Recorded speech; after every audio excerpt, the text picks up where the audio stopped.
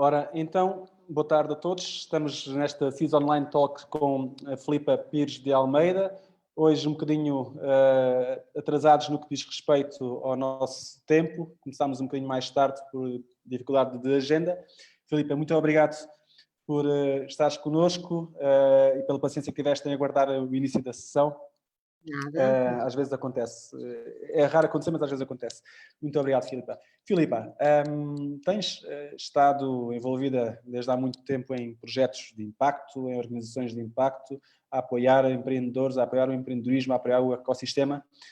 E neste momento estás no Centro for Responsible Business and Leadership, na Católica.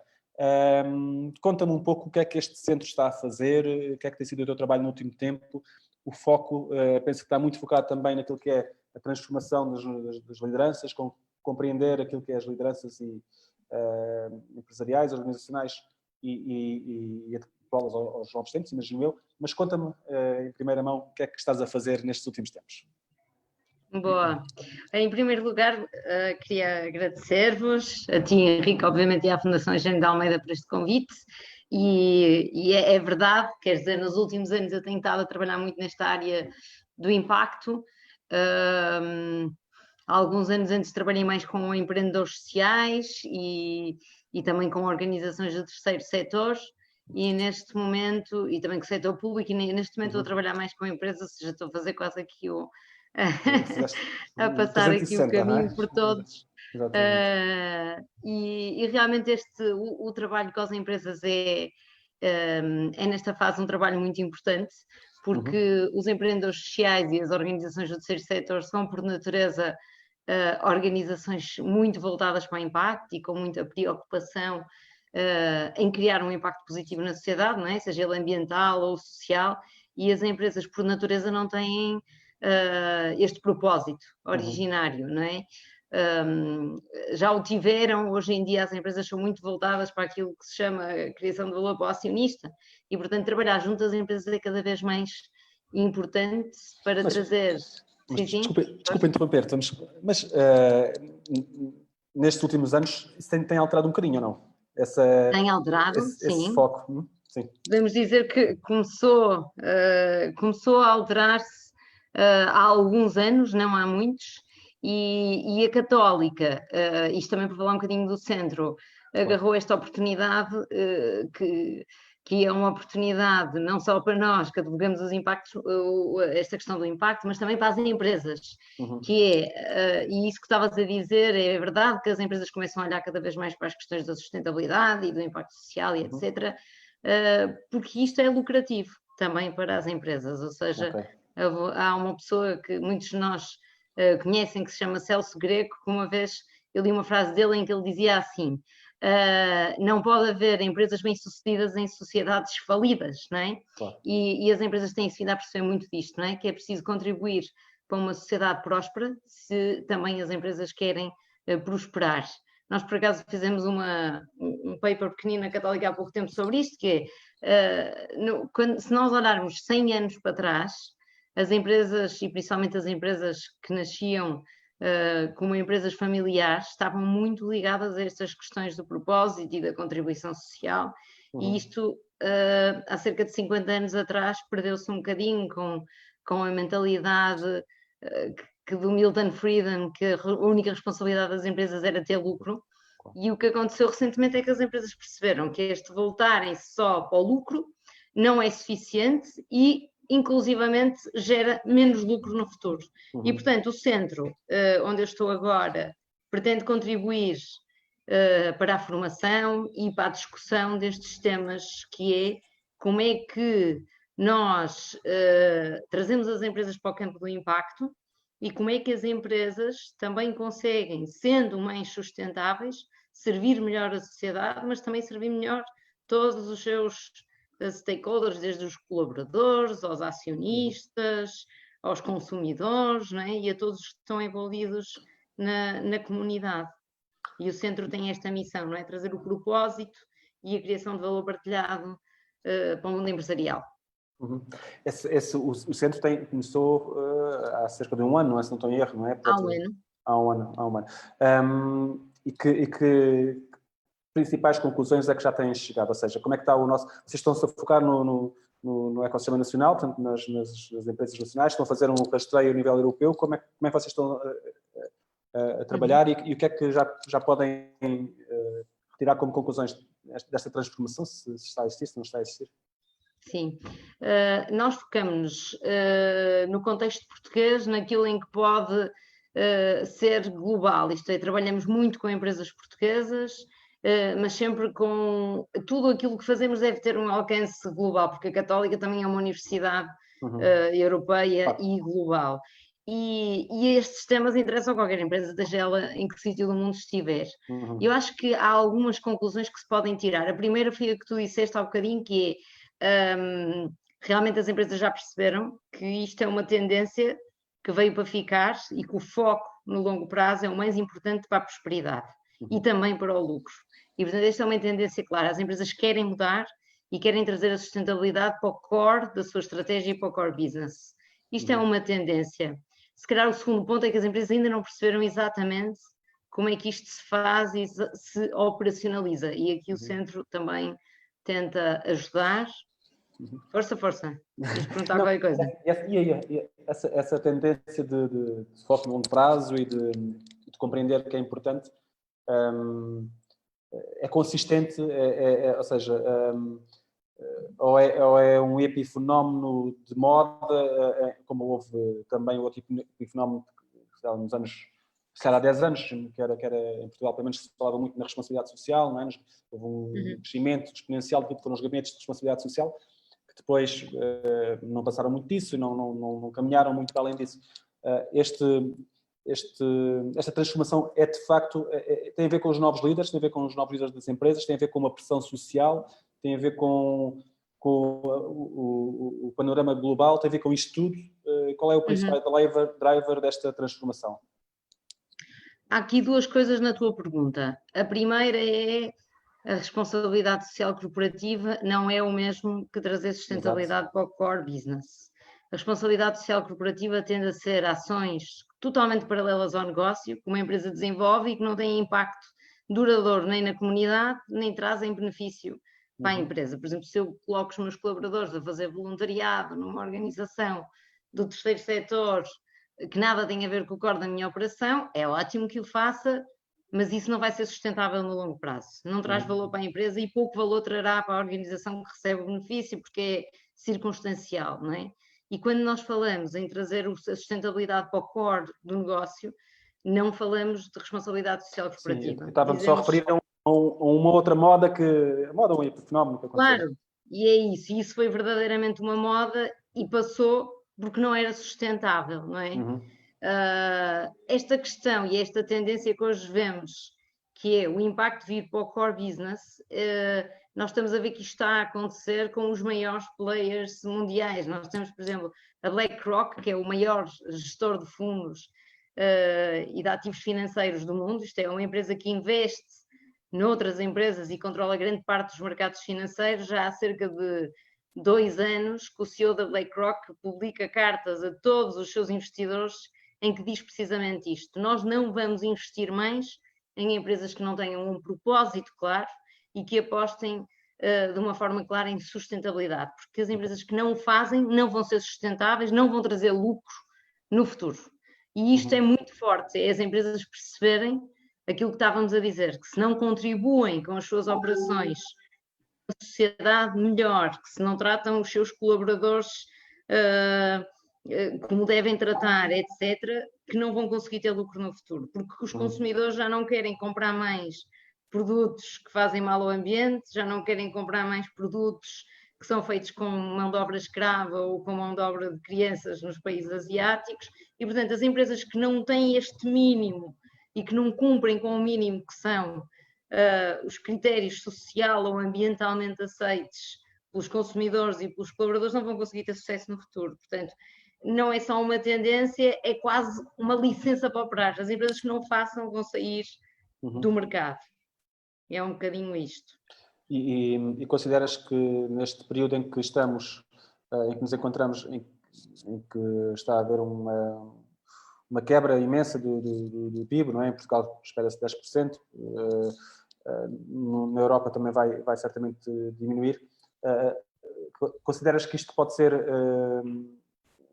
funcionar como, por um lado, algo que seja favorável a esta questão e, portanto, que compreendamos porque é que aconteceu este momento e, portanto, vamos procurar uma maior sustentabilidade em tudo aquilo que fazemos, ou, por outro lado, pode funcionar como, ok, não temos rendimentos, vamos outra vez comprar aquilo que, mesmo que não seja 100% sustentável, aquilo que conseguimos comprar. Como é que achas que isto vai funcionar? Isso é uma ótima pergunta que nós ainda também estamos a tentar descobrir a resposta. Aquilo que aconteceu com o Covid e o efeito imediato, pelo menos do ponto de vista do consumidor, e aquilo que se verificou é que os consumidores, no momento em que entraram em quarentena e em confinamento, começaram a valorizar mais as questões essencialmente ambientais. Isto é, a pagar um prémio para comprar produtos que são ambientalmente mais sustentáveis. Agora, essa tendência, vamos dizer, a 1, 2, 3 ou 5 anos, nós ainda não conseguimos prever. Uma coisa é verdade, é que esta crise vai nos obrigar a pensar em crises futuras que têm a ver com, e nós sabemos que a tendência que temos pela frente é de degradação ambiental e de riscos ambientais enormes para as empresas e também riscos sociais. A desigualdade entre ricos e pobres tem vindo a aumentar de ano para ano e isto cria muito risco também social, claro. político, não é? E de contexto nos países. E as empresas veem também estas ameaças e esta disrupção ambiental e social como um risco que têm que combater. E, portanto, nem que seja pela gestão do risco futuro, eu acredito que a sustentabilidade tem que vir, mais uma vez, para o core daquilo que é a ação empresarial. E depois, só dar aqui uma nota. Quando eu falo em sustentabilidade, não estou a falar de questões ambientais. A sustentabilidade é composta por três, vamos dizer que é um triângulo com três vértices, que é o fator económico, o social e o ambiental. Portanto, quando uma empresa toma uma decisão segundo o critério da sustentabilidade, tem sempre em conta estes três fatores. Está a tomar uma decisão que lhe vai trazer valor económico e também social e ambiental, porque se agirmos só de acordo com um e perdermos os outros, também temos aqui algum desequilíbrio. Boa. Portanto, na tua perspectiva, não é um risco acrescido, pode não ser um risco acrescido esta pandemia para aquilo que é esta transformação que está a existir. Tem-se falado muito também nos últimos tempos dos grandes fundos de investimento que estão a agressar um pouco por todo o mundo, mas em concreto também aqui na Europa e em Portugal, os green bonds, os sustainable bonds. Isto é de facto... Qual é o grau de risco que temos com estes fundos no que diz respeito ao greenwashing? Ou seja, e de outra natureza. Como é que está a ser? O Centro também está a acompanhar esta tendência. O que é que nos podes adiantar sobre este movimento? Pronto, um dos pontos que nós também falamos muito é isso, não é? Que é esta questão do greenwashing. Será que as empresas estão a mudar só porque isto lhes pode trazer um ganho reputacional, ou será que as empresas estão a mudar naquilo que é o core daquilo que fazem e estão realmente interessadas em contribuir para esta prosperidade integradora? A questão é, nós vemos os grandes fundos, e eu dei agora o exemplo da BlackRock, que é a maior gestora de ativos no mundo, que estão claramente a ter uma viragem para apostar nestas tendências da sustentabilidade. E isto acontece porque, se nós formos ver padrões de longo prazo, as empresas que, com uma visão de médio e longo prazo, vão investindo em produtos e numa gestão também de gestão de risco que tenha em conta os critérios sociais e ambientais, são mais lucrativas que as outras. Ou seja, do ponto de vista dos mercados financeiros, nós já temos evidência que as empresas têm estas preocupações, são mais lucrativas. Obviamente que no longo agora prazo. aparecem... Sim, força. No longo prazo. No longo prazo, no médio e longo prazo. Sim, porque no curto prazo nós podemos sempre fazer dinheiro destruindo imensa coisa. Isso é super verdade, óbvio. Isso é verdade. Esta tendência, hoje em dia, é uma tendência que nasce por causa daquilo que eu estava a dizer há um bocadinho, não é? Porque é que surgem agora os green bonds e porque é que agora o plano de recuperação europeia tem em conta estas questões todas da proteção ambiental? Porque há um risco enorme, não é? Se nós tivermos outra catástrofe ambiental daqui a 10 ou 20 anos, não vai estar aqui empresa nenhuma, nem pessoa nenhuma para contar a história. Portanto, isto, mais do que ser mau, é um risco enorme que nenhum fundo pode suportar e nenhuma empresa pode suportar. Portanto, se nós quisermos ver isto do ponto de vista de gestão do risco, é verdade que temos que incorporar estes critérios na decisão de investimento. E até há empresas, por exemplo a Danone, que está a começar a emitir dívida, em que a emissão de dívida está diretamente ligada com a sua performance de impacto. Isto é, ao emitir dívida, se conseguir atingir determinado target de impacto social e ambiental, o custo da dívida diminui. E, portanto, com um banco que empresta dinheiro ou um investidor que investe numa empresa não vai fazer isto sabendo que está a perder dinheiro, não é? Ou seja, se diminui o custo do dinheiro a uma empresa que tem uma melhor performance ambiental e social, é porque isto é verdadeiramente mais lucrativo. Esse mecanismo de financiamento é em Portugal, não? Não, é internacional. Já estão a fazer isto com a BNP Paribas, portanto, em França. Mas há outras empresas já a fazer isto, sim. Em Portugal também, como é que está este setor em Portugal em concreto? Como é que estão posicionadas as empresas? Como é que transformações estão a existir nos últimos tempos sobre estes modelos de financiamento também? Eu diria que as grandes empresas em Portugal seguem a tendência internacional. Não é? Nós somos um país pequenino, temos algumas multinacionais que estão a dar o exemplo. Por exemplo, temos a BP Portugal, está a desenvolver projetos piloto para a BP Mundial, que vão ser um exemplo. Eu não posso ainda falar deles, mas vão sair agora, dentro de dias, em julho, que têm a ver essencialmente com a pegada ecológica e que são exemplares. Temos muitas empresas líderes na área da sustentabilidade também em Portugal e que têm lançado produtos e inovações na operação que são exemplos na área da sustentabilidade, a Jerónimo Martins, o Grupo Pestana, não é? Temos muitas empresas, a Delta, a EDP, etc. O que acontece é que nós vemos, obviamente em Portugal estamos a seguir uma tendência mundial. Por exemplo, o exemplo que eu estava a dar da BP.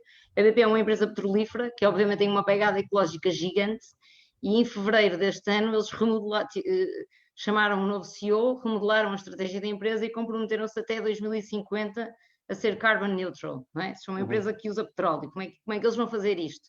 E comprometeram-se realmente nos próximos anos a continuar a fornecer energia ao mundo, mas de uma forma sustentável e de uma forma que contribui para a regeneração ambiental. Ainda não sabemos como é que vão fazer, mas vão fazer.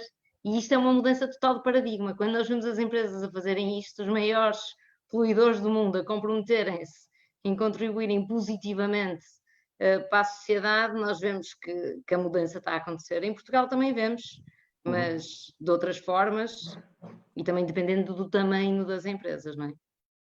Filipe, talvez um dos grandes triggers para esta mudança, pelo menos a nível da sociedade, foi também a pequena jovem Greta Thunberg, que ainda hoje ou ontem recebeu o prémio da sustentabilidade da Gulbenkian. Verdade. Qual é a tua opinião sobre este movimento gerado a nível global e a pressão que a própria comunidade também está a fazer? É determinante? Tem sido determinante? Eu acho que é importante, mas ele é apenas uma perna do que nós precisamos de fazer, não é? Porque quando nós olhamos para as questões mais importantes do mundo, o ambiente é fundamental e este movimento dos jovens pelo ambiente é fundamental, mas não chega, não é? Porque se nós quisermos olhar para a sociedade de uma forma integrada e equilibrada, temos que olhar também para as questões sociais. E não vale a pena ter um ambiente fantástico se continuamos a aumentar as desigualdades e se continuamos a ter pessoas que vivem abaixo do limiar da dignidade humana. Portanto, esses movimentos são sem dúvida importantes, mas também temos que puxar pela componente social, porque ela também é muito importante e às vezes é quase o patinho feio da atuação das empresas. Porquê? Porque é muito fácil medir impacto ambiental, é matematicamente mais fácil.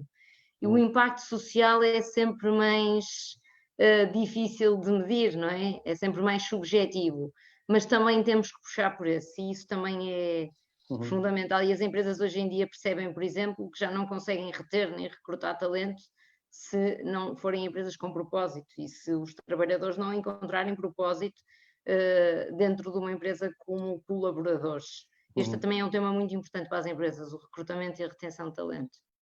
Vocês também têm tentado estudar essa dimensão de... bom, dizia-se que as gerações, os millennials e agora a geração a seguir, que têm esse foco no propósito. Vocês também... Ou seja, é uma tendência consistente que se mantém ou não? Ou a necessidade, ou desligamento? O que nós vemos, sim, o que nós vemos é que a geração millennial é claramente purpose-driven. É uma geração que tem muita preocupação ambiental e social. A geração Z que vem a seguir, nem tanto, mas são mais novos, portanto, quando nós estudamos um grupo e outro, não os podemos comparar diretamente. Agora, nós costumamos fazer um inquérito aos alunos que passam pela Católica e eles têm nacionalidades diferentes, cerca de metade são portugueses e os outros são de outros países, e nós costumamos perguntar todos os semestres aos alunos, no final do semestre, se tu pudesses trabalhar para uma empresa com propósito, a ganhar 4.000 euros por mês, ou para uma empresa, 2.000 euros por mês, ou para uma empresa que não tem qualquer propósito de ganhar o dobro, o que é que tu escolherias? E nós temos cerca de 60% dos alunos a responder que preferiam ganhar menos para trabalhar com uma empresa com propósito. Portanto, isto também diz muito de como é que as empresas têm de se comportar perante o talento, não é? Claro, a atração de talento. Diz-me uma coisa, estávamos a falar aqui há bocado da questão do relacionamento com as organizações, ou seja, com as organizações sociais, sim, com as organizações de impacto. Eu posso estar equivocado, terás certamente mais informação do que eu, mas no que diz respeito, por exemplo, àquilo que tem sido o posicionamento das empresas como investidores sociais no âmbito daquilo que é a Portugal Inovação Social, que é o programa que bem conhecemos, ainda está muito longe, não é? Temos fundamentalmente municípios como investidores sociais. E ainda não se torna atrativo ainda não existe esta ligação entre empresas e o setor social mais tradicional ou menos tradicional, porque por aqui vamos, na Portugal Universal, vamos para o menos tradicional. Ainda não existe esta ligação, continua a não existir esta ligação entre empresas, entre os diferentes setores, não foi ao cabo. Como é que sentes isso? Há um grande caminho a trilhar aí. Porquê? Porque isso acontece também com os empreendedores e com as startups, não é? Ou seja, se é difícil para uma empresa cooperar com uma startup, é muito mais difícil cooperar com uma organização social. Porquê? Porque a base de atuação, de governance e os objetivos base de atuação das duas organizações são muito diferentes. São mundos os muito objetivos diferentes. Não é? Uma organização social quer ter impacto e quase não se preocupa, ou obviamente que se preocupa, mas não tem um foco na sustentabilidade financeira. Esse é um meio para. E a empresa tem que garantir à partida lucro para poder continuar a operar, não é? Ou seja, a partir daqui são organizações, e por isso é que também têm estruturas jurídicas diferentes, porque nascem com objetivos diferentes. Agora, se existe espaço para cooperação, não só existe, como ele é necessário. Nós também trabalhamos muito no centro com os Objetivos de Desenvolvimento Sustentável, que nós dizemos que são a linguagem comum que nos vai unir até 2030, não é? Ou seja, há uma coisa da qual não temos dúvida, que é o mundo tem que evoluir de uma forma cooperativa para um futuro próspero para todos. E que, como dizem os Objetivos de Desenvolvimento Sustentável, a Agenda de Desenvolvimento Sustentável, que não deixe ninguém para trás. E quando falamos disto, é óbvio que temos que falar de uma economia em que o Estado, as organizações do terceiro setor e as empresas têm que cooperar para este objetivo comum. E, portanto, a base da cooperação entre empresas, startups, empreendedores sociais, organizações do terceiro setor, está aqui na partilha destes objetivos comuns para a sociedade que queremos. E temos muitos exemplos, por exemplo, a Unilever, que também atua em Portugal, e que também produz, por exemplo, o azeite galo, é uma empresa que trabalha muito com ONGs e com organizações do terceiro setor em muitos projetos. Porquê? Porque os objetivos são comuns, não é? Ou seja, quando nós temos uma uma Unilever a produzir sabão na Índia com o objetivo de contribuir para a saúde infantil e temos uma ONG que tem o mesmo objetivo, elas conseguem cooperar.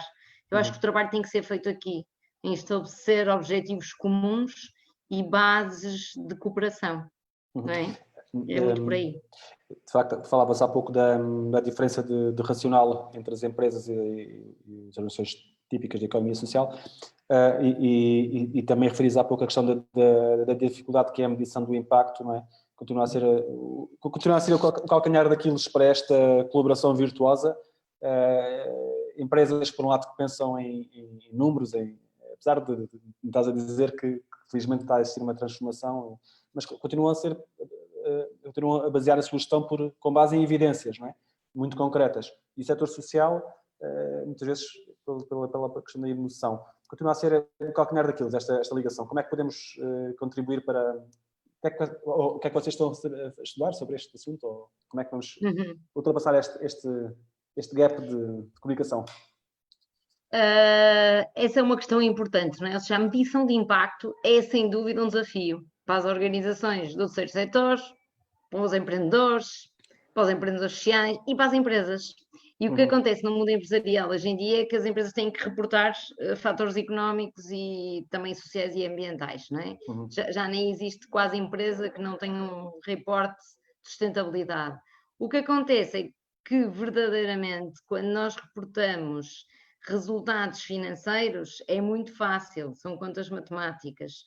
Quando nós reportamos impacto ambiental ou social, entramos um bocadinho também no campo da subjetividade e da atribuição. Será que isto aconteceu por mim? Ou será que isto aconteceu porque outros também estavam a atuar nestes objetivos? E este é um desafio enorme. Por acaso uma das coisas que eu tenho ouvido muito e que eu acho que faz muito sentido é que nós temos que medir impacto, mas mais do que preocupados em quem atribuir o impacto gerado, devemos estar preocupados em quem é que colaborou para o impacto gerado. Ou seja, mais uma lógica de colaboração do que atribuição. E o que acontece neste campo e para haver cooperação entre os vários setores é que a medição de impacto tem que estar clara à partida e que a forma como se mede o impacto tem que estar claro à partida, porque sem isto é muito difícil cooperar. Agora, as empresas têm este desafio. Por exemplo, nós hoje em dia vemos que as empresas, o número e a quantidade de métodos de reporte de resultados sociais e ambientais são enormes. Também as empresas estão a tentar criar uma uniformização. Os objetivos de desenvolvimento sustentável são em si uma grande oportunidade de uniformização e nós vemos, por exemplo, que o Fórum Económico Mundial está a fazer este esforço e algumas consultoras trazer também à linguagem das empresas, não só como é que podemos criar KPIs para os objetivos de desenvolvimento sustentável, mas também criar uma linguagem comum para que as empresas sejam capazes de fazer este reporte financeiro integrado com o reporte ambiental e social, e se os outros setores conseguirem juntar neste esforço, temos muita base de cooperação. Acho que a palavra-chave é mesmo esta, parcerias e cooperação, e medir um impacto comum tem que estar aqui no meio. Também acredito muito nisso, da cooperação. Não sei se... Acho que costumo dizer que este tempo de Covid foi pródigo na evidência do resultado da cooperação. Esperemos que seja para continuar. Filipe, tu tens estado ao longo de muito tempo, estiveste no IES, estiveste no MEIS, conheces muito bem o ecossistema nacional. Como é que retrato farias do nosso ecossistema em termos gerais? De empreendedores, das estruturas de suporte, que retrato farias do nosso ecossistema? Como é que estamos? Uma boa pergunta. Eu sempre achei que nós éramos um país muito avançado no que se refere às questões da inovação social. E acho que somos um país cheio de empreendedores, com organizações sociais, também elas muito empreendedoras e muito esforçadas numa profissionalização e em fazer trabalho com inovação, e sempre senti isso também, essencialmente quando trabalhei no IES. Ao nível público somos um exemplo, não é? Ou seja, quando nós falamos, por exemplo, do Portugal Inovação Social lá fora, somos um exemplo. Quando falamos do fundo que o Portugal Inovação Social criou para financiar as startups ou os empreendedores de impacto, vemos que somos um exemplo europeu e um exemplo mundial em muitas destas áreas da inovação social. Se calhar temos muito a evoluir ainda, quer no campo das empresas, quer na cooperação e na forma como trabalhamos em conjunto, porque é muito difícil, mas este é o caminho, não há outro caminho que não seja pôr-nos todos a trabalhar em conjunto. E depois, obviamente, mas isto acho que é óbvio para todos, trabalhar continuar, não é trabalhar, porque já trabalhamos muito, continuar a trabalhar na capacitação. E eu sinto que aqui há um salto que tem que ser dado essencialmente no empreendedorismo, porque nós temos organizações sociais ou do terceiro setor, como queiramos chamar, muito robustas e que fazem um trabalho fantástico e que são exemplo, e temos empreendedores sociais que também são um exemplo de resiliência, mas às vezes falta-lhes a capacidade para dar o salto.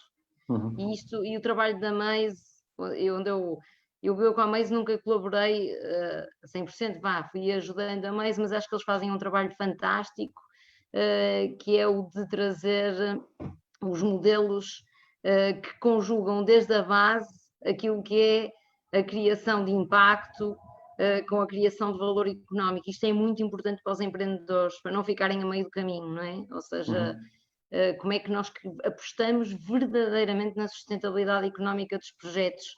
Porque, por exemplo, no IES eu sentia muito isto, que há muitos empreendedores fantásticos e super resilientes, mas quando o modelo económico, quando o business model não funciona, é difícil criar impacto. E acho que é aqui que temos que atuar, é nesta capacitação de como fazer dinheiro para alimentar o impacto.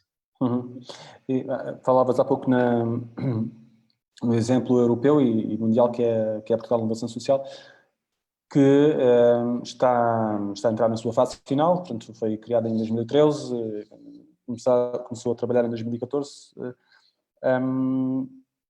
Qual é uma pergunta um bocadinho difícil, mas qual é a tua opinião? Achas que conseguimos tirar tudo, conseguimos alcançar as expectativas todas da Portugal Social, conseguimos fazer transformação ou ainda existe muito caminho para fazer também? Eu acho que Portugal da Inovação Social foi uma alavanca enorme. Não conseguíamos ter chegado onde chegamos sem este trabalho. Acho que é um trabalho que também ainda não acabou, não é? Quer dizer, vamos acabar aqui um ciclo, mas o trabalho não terminou e tem que continuar. Agora, esta injeção de dinamismo, de capital, de dinheiro, não é? No mercado da inovação social, que aconteceu com Portugal da Inovação Social, é incomparável. É quase o antes e o depois de Portugal da Inovação Social. Agora, este trabalho tem que ser continuado, não é?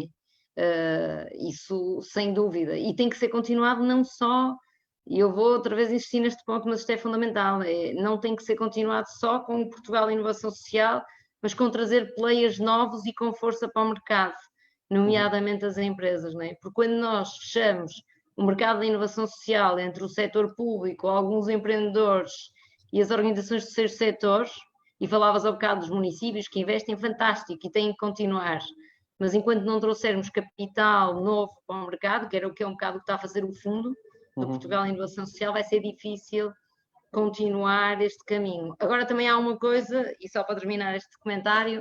Foi uma primeira polinização, uma primeira sementeira... Foi talvez uma sementeira, mas a questão é, quando nós olhamos para o futuro, o impacto já não é só este nicho que o Portugal Inovação Social trabalhou. O impacto vai ser o mainstream do futuro. Portanto, também é importante estarmos preparados para este salto, não é? O Portugal Inovação Social já fez muito e vai continuar a fazer, porque o trabalho ainda não acabou. Agora, temos que abrir horizontes e também as organizações do setor social têm que abrir horizontes e procurar o apoio que tinham no Portugal Inovação Social no setor privado, por exemplo, porque o caminho tem que ir por aí. Isto é mainstream, o impacto já não é um nicho. É o futuro. Sim. Há pouco falavas em algumas, pelo menos desta ideia, e algumas grandes iniciativas, do foco que o MEI está a ter em conseguir escalar algumas iniciativas e muitas outras que se perdem pelo caminho. Este estrategicamente será importante para o setor, garantir que existem uma dúzia de bons projetos de escala europeia, é fundamental ter esses estudos de caso para o reforço da relação? Eu acho que é importante. Eu não sei se é fundamental. Isto está ligado um bocadinho com o que estávamos a dizer antes. A questão é, eu já não estou a ver as aceleradoras do futuro a apoiarem em projetos que não têm impacto. O Amaze está a fazer um trabalho ótimo e criou também um fundo para investir em startups com impacto, mas a BTI nunca foi de impacto. E é também um acelerador e um centro de inovação, e se nós hoje vamos ver o portfólio da BTI, o que é que ali não tem impacto, não é? Ou seja, é sem dúvida fundamental o trabalho da Maze, mas o futuro é criar organizações novas que têm que ter impacto, senão já não vão ter sucesso no futuro. Eu não acredito noutra coisa. A empresa que não está alinhada com esta contribuição para uma sociedade próspera e um ambiente equilibrado, não vai conseguir ter consumidores a comprar produtos, colaboradores a quererem ir para lá trabalhar, investidores a porem lá o dinheiro. Ou seja, o futuro é este. Agora, claro que Portugal, mas a Maze não investe em projetos de Portugal, é projetos europeus, portanto, se conseguirmos ter alguns bons exemplos, fantástico, mas não é isso que vai mudar o contexto, acho eu. E, Filipe, nessa linha de raciocínio, que espaço existem para toda a rede de incubadoras de inovação social que está a ser alavancada? Considerando aquilo que o teu raciocínio é, que está de acordo que as empresas, muitos dos projetos vão ser alinhados, portanto não vão ser de impacto, vão ter as duas dimensões claramente, considerando o outro conjunto vasto de incubadoras que existem por todo o país. Eu acho que sim, é um overlap? Diz? É um overlap? Não, acho que essas organizações têm um duplo papel importante. O primeiro é que vão começar a fazer aquilo que vai ser obrigatório fazer no futuro e, portanto, o desafio é ainda maior. Não vão trabalhar no nicho, vão trabalhar naquilo que a sociedade precisa e naquilo que os negócios precisam. Portanto, acho que ainda vão ter mais volume de trabalho. E, por outro lado, essas incubadoras são locais, regionais e, portanto, têm um papel muito importante de proximidade.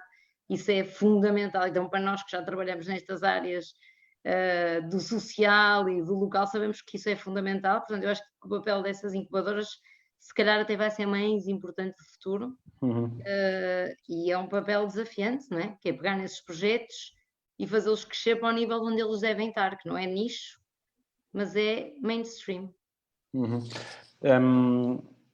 No que diz respeito à relação que existe entre a academia e o setor, tirando boas exceções, na qual tu te encontras, como é que vês o panorama?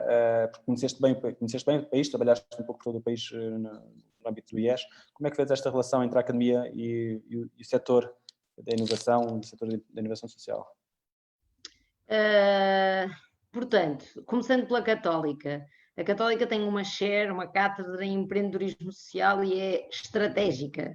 E vai ser ainda mais estratégica agora nos próximos anos, que estamos com pessoas novas na cátedra. Trouxemos há pouco tempo aquilo que é o centro Yunus Social Center para a Católica, ou seja, agora com o Covid não conseguimos trazer cá o Mohamed Yunus e, portanto, estamos à espera de lançar o próximo passo, mas vai ser um grande papel da academia na área da inovação e do empreendedorismo social, sem dúvida.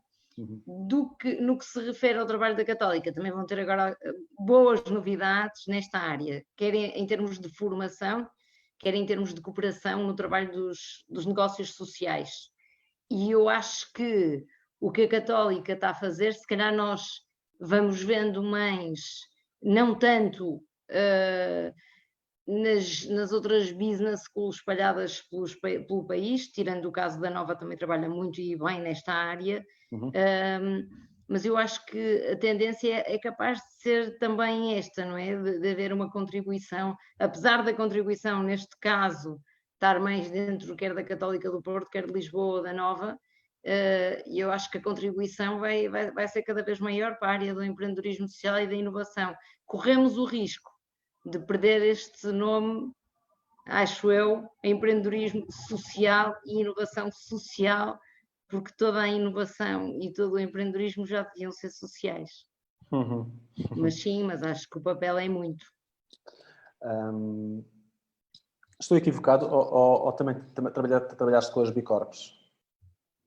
Não, Nesse nunca. projeto? No projeto. Acompanhei, mas nunca Qual trabalhei. é a tua opinião sobre essa área concreta?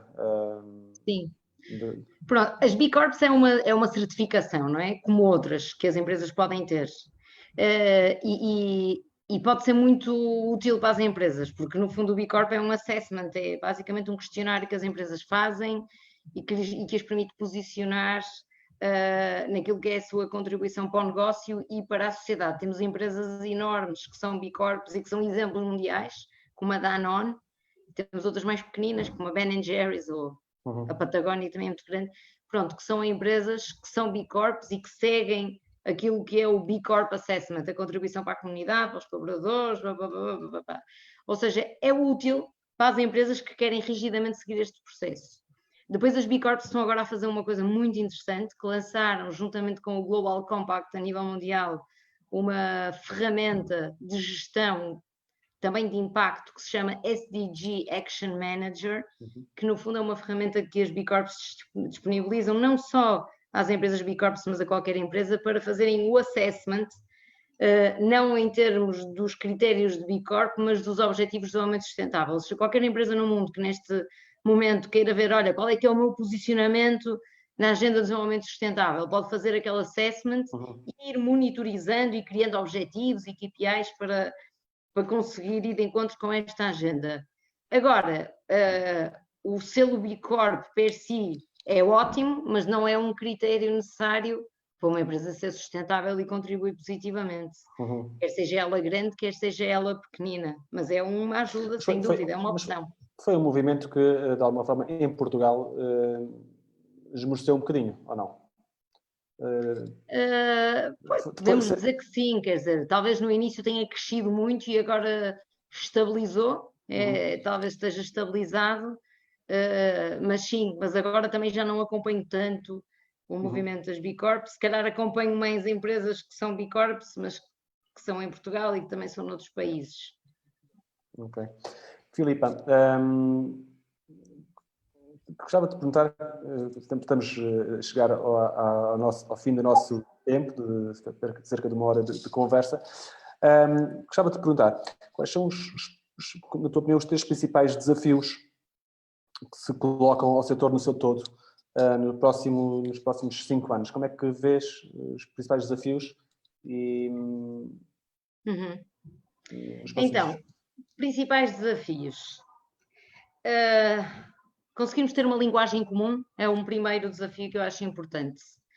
Isto é, onde é que nós queremos ir e o que é que estamos aqui a fazer, não é? Ou seja, enquanto nós não definirmos onde é que queremos ir e o que é que queremos fazer, enquanto não definirmos o impacto que queremos atingir, é muito difícil sabermos para onde é que vamos. E, portanto, a linguagem comum é fundamental. Na nossa opinião e na minha em concreto, esta linguagem comum é uma linguagem global e podemos encontrá-la nos Objetivos de Desenvolvimento Sustentável. Se isto for uma agenda para todos, é um bom começo. Passo número 2, eu diria que é as parcerias, ou seja, quando nós pensamos acima daquilo que é a minha organização, o meu objetivo, e se eu quero realmente ter um impacto positivo na sociedade, seja ele qual for, eu como organização vou perceber que não o posso fazer sozinho. Nem a maior empresa do mundo pode fazer sozinho, nem a maior ONG do mundo, nem o empreendedor social mais eficaz. Portanto, talvez o segundo ponto seja este,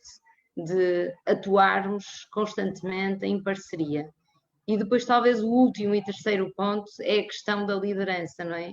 Ou seja, e que também tem a ver com o propósito, ou seja, que é nós conseguirmos alinhar muito bem o propósito das organizações com o propósito dos líderes e das pessoas, não é? Ou seja, quando nós conseguimos alinhar o propósito organizacional com o propósito individual e sentimos que o nosso propósito é aquilo que nos leva a ser bons líderes, acho que também estamos no caminho certo.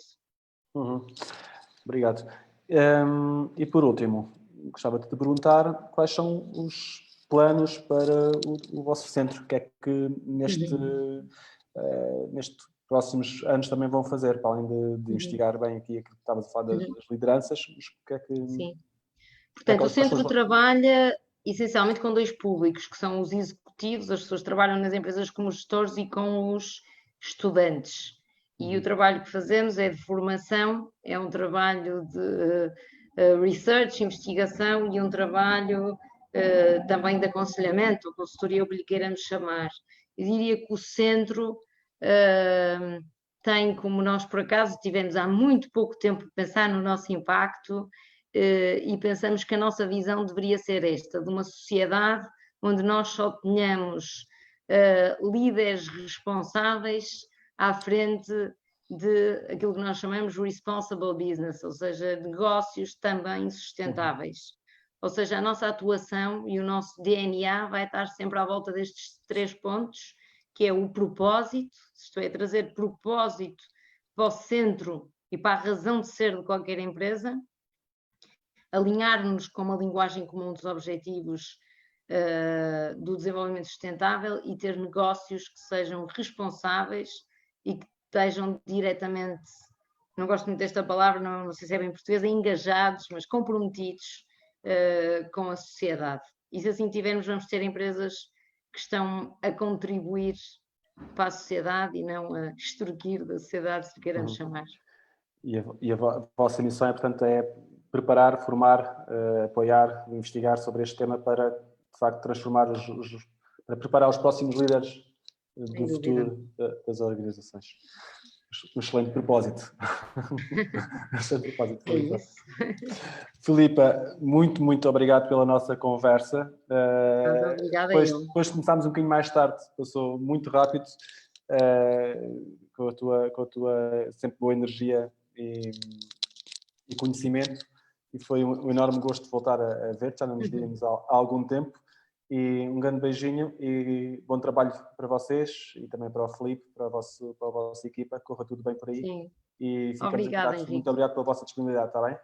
Obrigada, é um gosto. Até breve, beijinhos. Adeus, até à próxima. Obrigado.